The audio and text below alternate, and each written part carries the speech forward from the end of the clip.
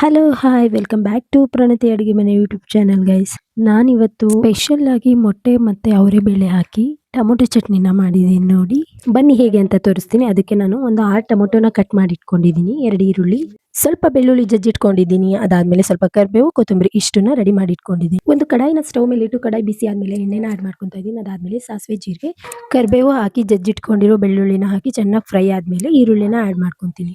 ಈರುಳ್ಳಿನ ಚೆನ್ನಾಗಿ ಫ್ರೈ ಮಾಡ್ಕೊಂಡು ಅದಾದ್ಮೇಲೆ ಟೊಮೊಟೊ ಆಡ್ ಮಾಡಿಬಿಟ್ಟು ಟೊಮೊಟೊ ಮೆತ್ತಗಾಗೋವರೆಗೂ ಚೆನ್ನಾಗಿ ಫ್ರೈ ಮಾಡ್ಕೋಬೇಕು. ನಾನು ಅದಕ್ಕೆ ರುಚಿಗೆ ತಕ್ಕಷ್ಟು ಉಪ್ಪು ಮತ್ತು ಸ್ವಲ್ಪ ಅಡುಗೆ ಅರಿಶಿನ ಹಾಕಿ ಮಿಕ್ಸ್ ಮಾಡ್ಕೊತಾ ಇದ್ದೆ. ಇವಾಗ ಹಿಚ್ಕಿದ ಬೇಳೆನ ಹಾಕಿ ನೀಟಾಗಿ ಮಿಕ್ಸ್ ಮಾಡಿಬಿಟ್ಟು ಸ್ಟೀಮಲ್ಲೇ ಚೆನ್ನಾಗಿ ಬೇಯಿಸ್ಕೋಬೇಕು.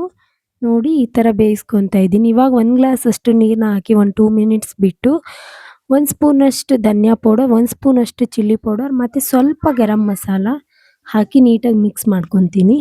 ನೋಡಿ ಈ ಥರ ನೀಟಾಗಿ ಮಿಕ್ಸ್ ಮಾಡಿಕೊಂಡು 1-2 ಗ್ಲಾಸಷ್ಟು ನೀರನ್ನ ಹಾಕಿಬಿಟ್ಟು ಸ್ವಲ್ಪ ಕೊತ್ತಂಬರಿ ಹಾಕಿ ನೀಟಾಗಿ ಮಿಕ್ಸ್ ಮಾಡ್ಕೊತಾ ಇದ್ದೀನಿ.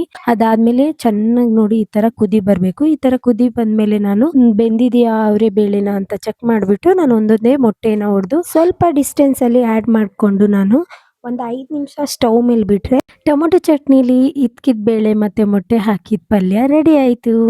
ನಾನೊಂದು ಕಡೆ ದೋಸೆನ ಮಾಡ್ಕೊತಾ ಇದ್ದೀನಿ ನೋಡಿ. ದೋಸೆ ಮೇಲೆ ತುಂಬ ಚೆನ್ನಾಗಿತ್ತು.